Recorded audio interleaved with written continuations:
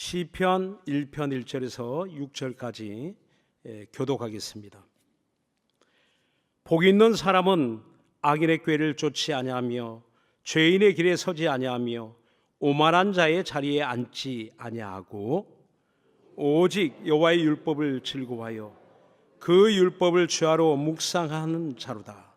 저는 시냇가에 심은 나무가 시절을 쫓아 과실을 맺으며 그 잎사귀가 마르지 아니함 같으니 그 행사가 다 형통하리로다. 악인은 그렇지 않으며 오직 바람이 나는 겨와 같도다. 그러므로 악인이 심판을 견디지 못하며 죄인이 의인의 회중에 들지 못하리로다. 대저 의인의 길은 여호와께서 인정하시나 악인의 길은 망하리로다. 아멘.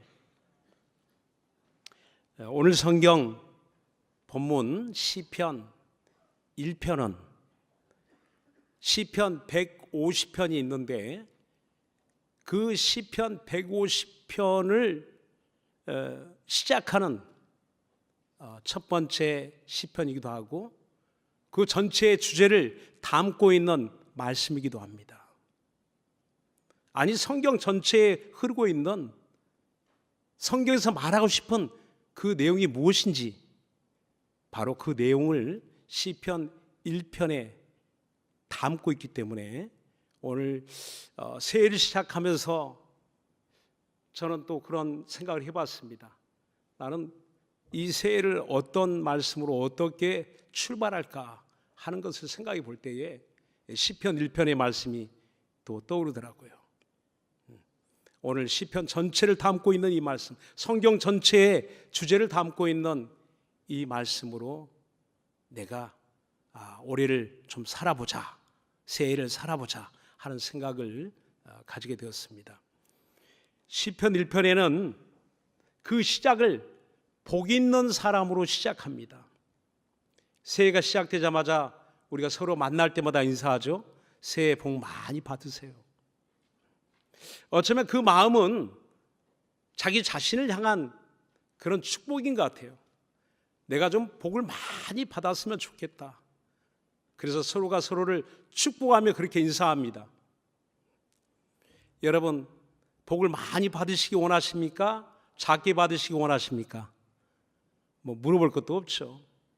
복을 많이 받고 싶은 그런 마음들이 한결같을 거예요. 그런데 우리 인생을 살다 보면 좋은 일만 있는 것도 아니고 기쁘고 즐거운 행복한 내 뜻대로 내 마음대로 성공을 지향하며 나아갈지라도 꼭 그렇게 되는 것이 아니잖아요. 이제 그렇게 어떤 마음의 상처, 슬픔, 괴로움, 고통을 가질 때 나는 복이 없나 보다.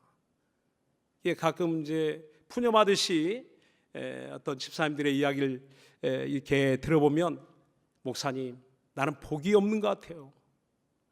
남편 복도 없고요, 자식 복도 없고요, 돈 복도 없고요. 어떻게 그렇게 하는 것마다 안 되는지, 결혼을 해도 자식을 낳아도 행복하지 않다는 것이죠. 그렇습니다.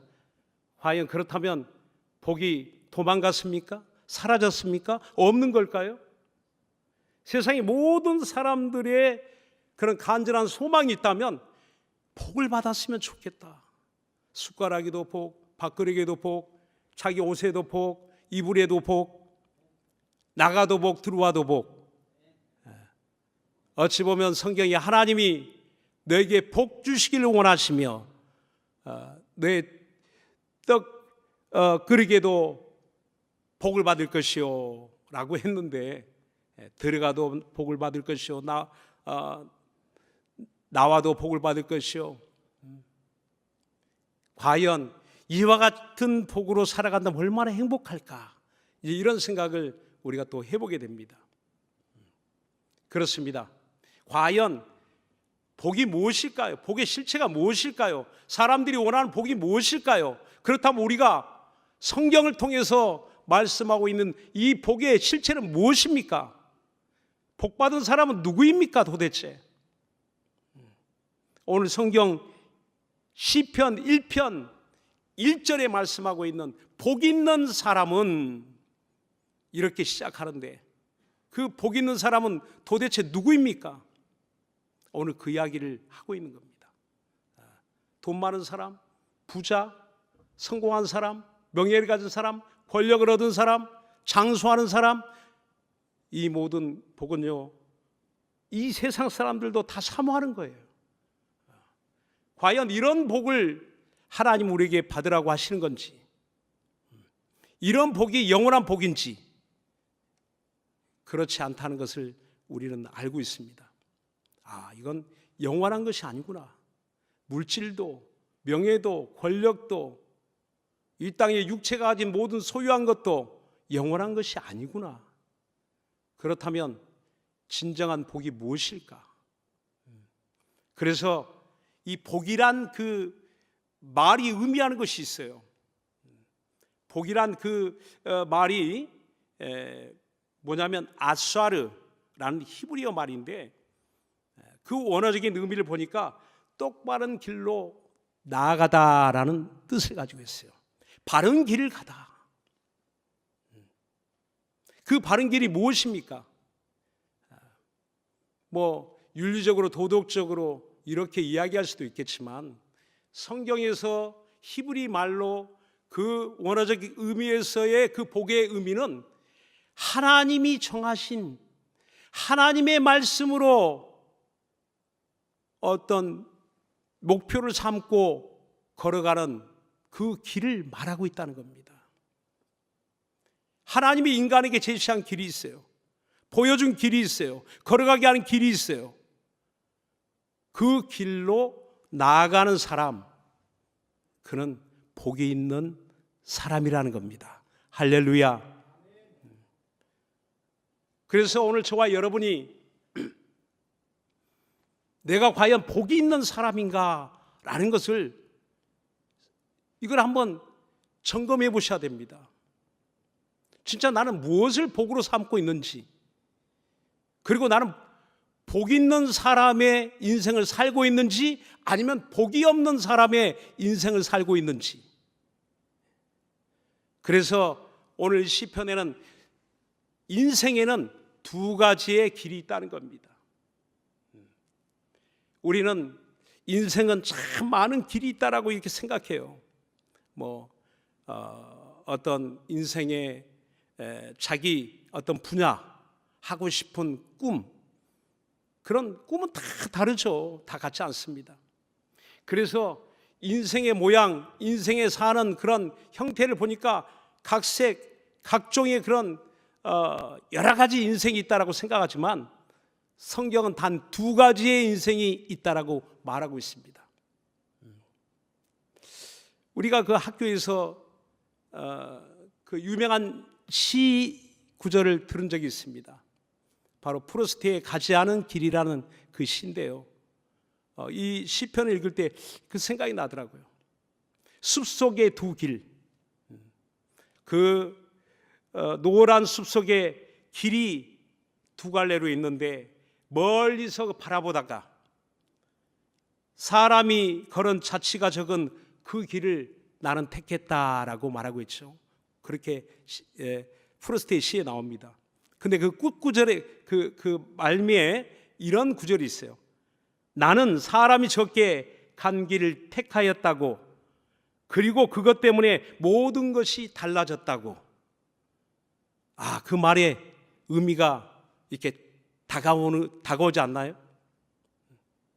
자기의 선택한 그 길, 근데 그 길로 가는 동안에 자기의 모든 것이 달라졌다는 겁니다. 인생의 두 길이 그 숲에 보였는데, 그렇습니다. 오늘 하나님은 우리 인생에는 단 두 가지의 길이 있다고 말하고 있어요. 그 첫 번째 길은 의인의 길이 있고, 또 한 가지는 악인의 길이 있다는 겁니다. 의인의 길로 갈 것이냐, 악인의 길로 갈 것이냐, 단 두 가지의 인생의 선택만이 있다는 겁니다. 우리는 의인이 무엇인지 알고 있어요.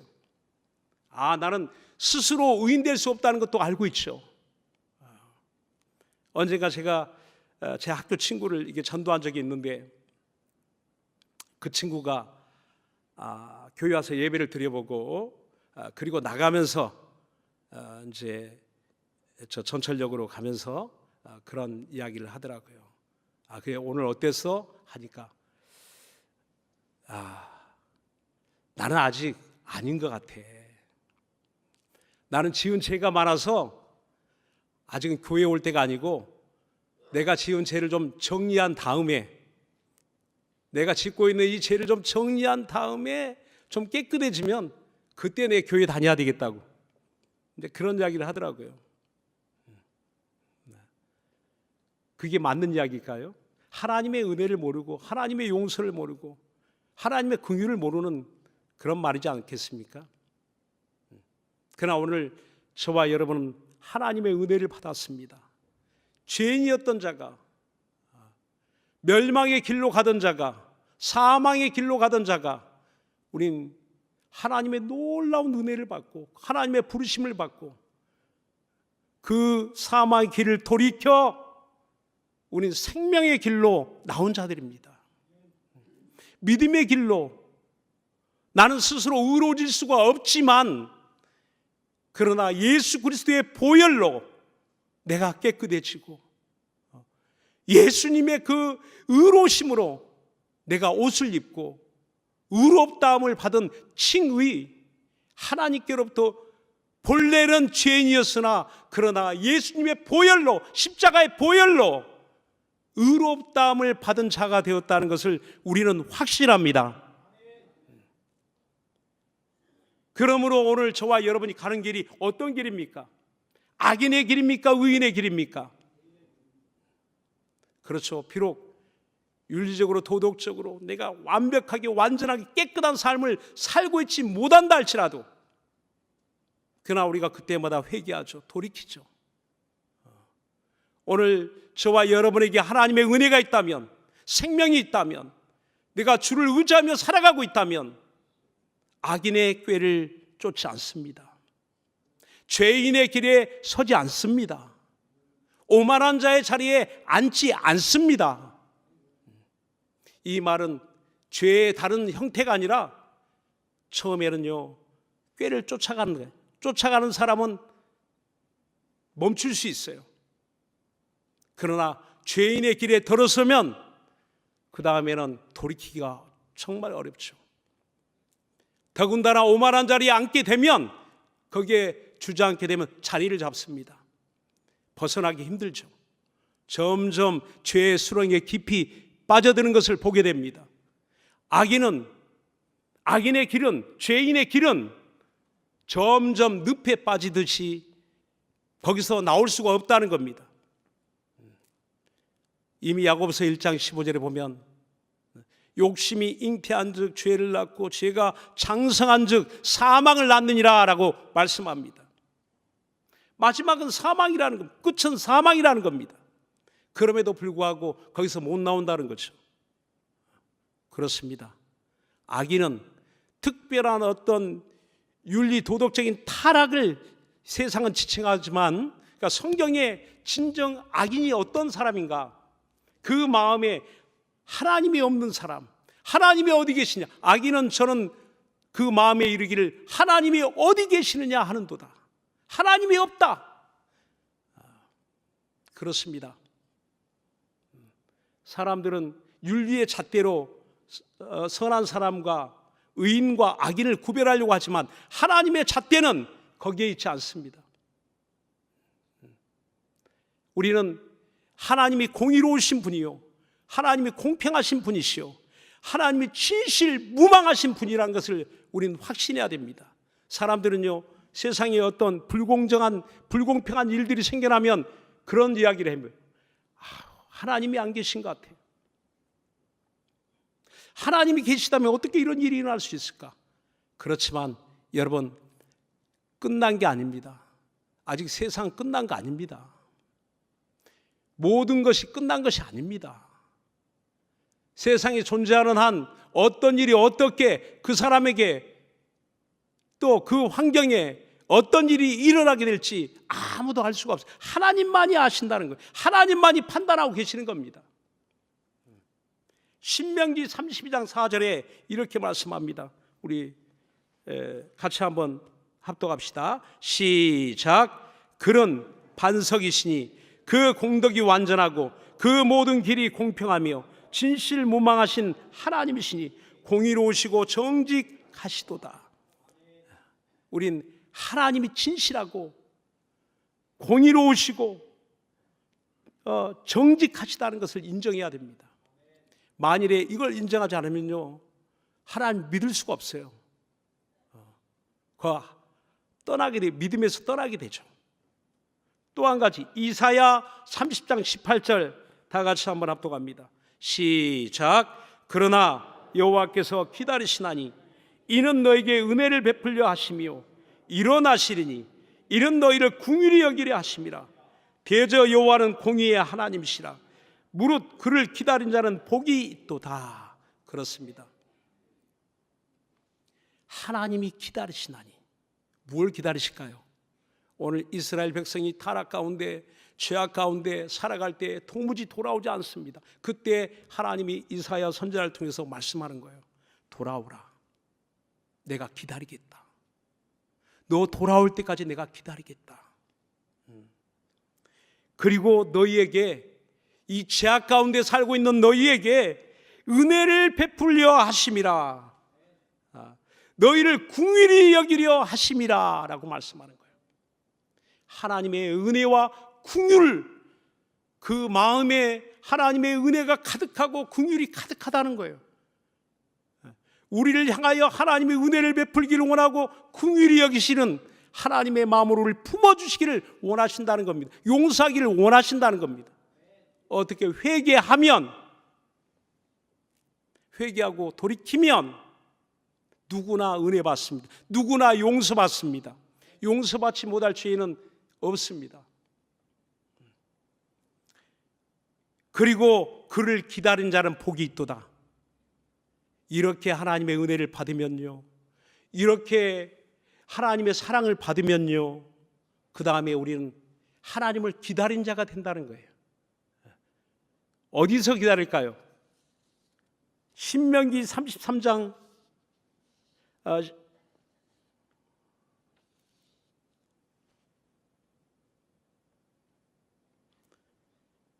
바로 하나님의 가장 가까이서, 하나님 가장 가까이 문 곁에서 기다린 자가 된다는 겁니다.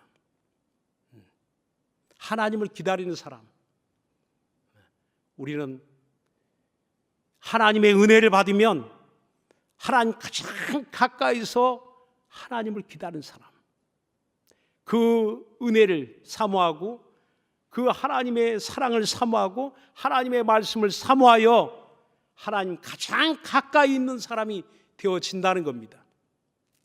의인의 길과 악인의 길, 이 두 가지 길 가운데 어떤 길로 우리가 가야 될 것인가? 바로 주님은 이렇게 말씀합니다. 좁은 길과 넓은 길, 좁은 문과 넓은 문을 이야기합니다. 사람들이 보기에는 넓은 문이 보기에 좋다는 거예요. 다 그리로 들어가대.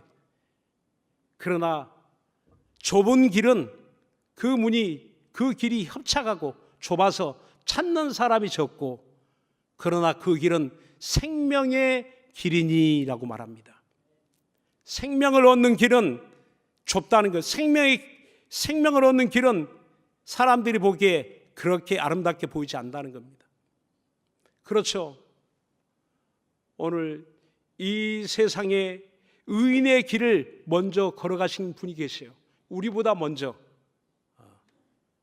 최초에 하나님이 이 땅에 의인이 없나니 하나도 없으며 의인을 찾을 수 없지만 이 땅에 오신 인류 최초의 의인 예수 그리스도께서 가신 길이 있습니다. 그분이 복 있는 사람에 대해서 이렇게 말합니다. 복 있는 사람이 어떤 사람인가? 바로 예수님의 그 팔복에 대한 말씀이 있죠. 마태복음 5장 1절로 12절에 보니까 심령이 가난한 자요, 애통하는 자요, 온유한 자요, 의에 줄이고 목마른 자요, 긍휼히 여기는 자요, 마음이 청결한 자요, 화평케 하는 자요, 의를 위하여 핍박을 받는 자라고 말하고 있습니다. 여러분, 핍박을 받는 게 무슨 복입니까? 가난한 자가 무엇이 복이 있는 사람이라고 말할 수 있겠습니까? 그러나 예수님이 말씀하는 심령이 가난한 사람은 복이 있다. 눈물을 흘리는 자는, 애통하며 회개하는 자는 복이 있다. 주님을 사모하며 애통하는 자는, 주님을 의지하며 애통하는 자는, 눈물이 있는 자는 오히려 복이 있는 사람이라고 이렇게 선포하고 있습니다. 과연 여러분 복이 있습니까? 복이 있는 사람은 이와 같이 1절의 말씀같이 이렇게 악인의 꾀를 쫓지 않고 죄인의 길을 서지 아니하고 그 다음에 오만한 자리에 앉지 않는다면 그 다음에 그는 어떤 결과가 있을 것인가? 3절에 이렇게 말합니다. 저는 시냇가에 심은 나무가 시절을 쫓아 과실을 맺으며 그 잎사귀가 마르지 아니함 같으니 그 행사가 다 형통하리로다 라고 말합니다. 그렇습니다. 시냇가에 심은 나무, 우리나라처럼 어디 가나 물이 있는 곳이 아니라 물이 없는 척박한 팔레스타인 땅에 물이 있는 곳은요, 천국 같은 곳이에요. 낙원 같은 곳이에요. 오아시스라고 합니다. 사막에. 그곳에 심겨진 나무는요, 그 뿌리가 그 시냇가에 이어져 있다면, 시냇물에 이어져 있다면 그런 사시사철 푸르다는 거예요. 오늘 의인의 삶의 형통함이 무엇인가를 말합니다. 모든 것이 잘 되고 모든 것에 어려움이 없다는 이야기 아니고, 고난이 있어도 핍박이 있어도 아픔이 있어도 괴로움이 있어도, 그러나 시냇가에 심은 나무가 시절을 쫓아 반드시 그 열매도 나오고 마르지 않고 그 다음에는 거기에 생존할 수 있는 것처럼, 그러나 그렇지 않은 나무는 다 시들어 죽죠. 다 말라 죽죠. 오늘 의인의 삶이 그렇다는 겁니다. 보기에는 마른 것 같고 보기에는 열매를 맺지 못할 것 같지만, 그러나 예수님께 붙어있는 그 가지는, 그 시냇가에 심겨진 그 나무는 절대 마르지 않습니다. 죽지 않습니다. 때가 되면 열매가 나오고 때가 되면 거기서 잎사귀가 나오고 살아있다는 확실한 증거가 있다는 겁니다. 이런 삶을 살 수 있는 그 비결이 무엇일까? 2절에 이렇게 말합니다. 오직 여호와의 율법을 즐거워하여 그 율법을 주야로 묵상하는 자로다 라고 말합니다. 2절에 보니까 그렇습니다. 하나님의 말씀을 즐거워하여 그 마음을 쏟아붓고 365일 밤낮으로 그 말씀을 자기 입에 읊조리며 계속 생각하고 또 생각하고 그 말씀대로 살아간다는 겁니다. 하나님의 말씀을 떠나지 않는다는 거예요. 그 마음속에 항상 하나님의 말씀이 생각나고, 성령을 받은 사람은 항상 그 진리의 말씀이 생각나고 떠오르죠. 그래서 그 말씀대로 살아가기를 사모합니다. 예배를 사모합니다. 말씀을 사모합니다. 기도를 사모합니다.